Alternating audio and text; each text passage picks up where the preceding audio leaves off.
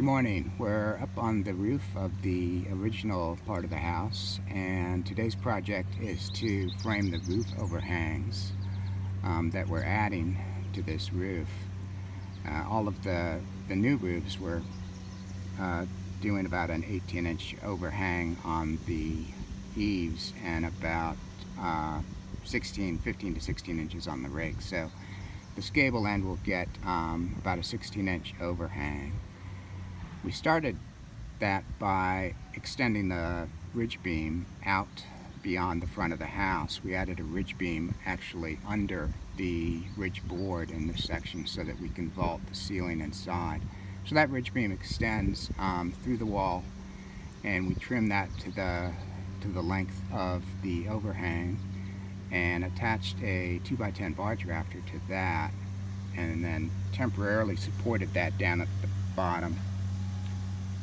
Then we added some lookout rafters. These are full dimension 2x4, and we notched the second rafter there to accommodate those. So that gives us a lot of strength there, since that goes all the way back to the third rafter. That's screwed to the third rafter. It's screwed into the barge, and so there's a lot of weight-bearing strength there. We're going to have 3 of those, and then in between each of those we're going to add a 2x6 spacer that's just going to go between the barge and the first rafter, and that is mainly to provide some lateral support to keep that barge rafter nice and plumb.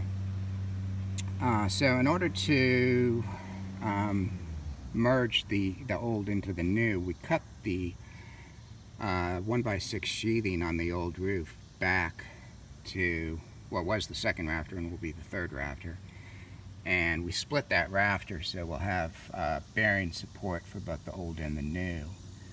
And then we're adding these new primed 1x6 boards to fill that space, but they also extend over what was the old roof with the old wall edge, and those are screwed into the barge rafter. So since those span 3 rafters, they're mostly just, to hold the roof shingles on and for decorative purposes, but since they're actually spanning 3 rafters, they do provide a fair amount of structural support as well.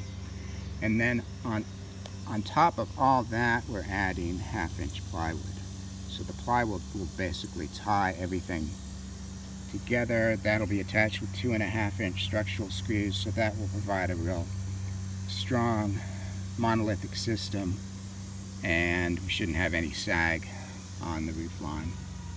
It also gives us a good, safe platform for doing the finished roofing.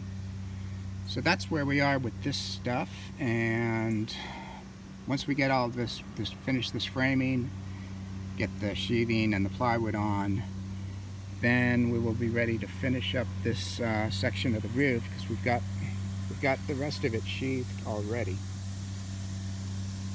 So pretty soon, hopefully by the end of this weekend, we'll have all the roof underlayment on in this section, and we can be tarp free for a while. So we'll talk about that next. See ya.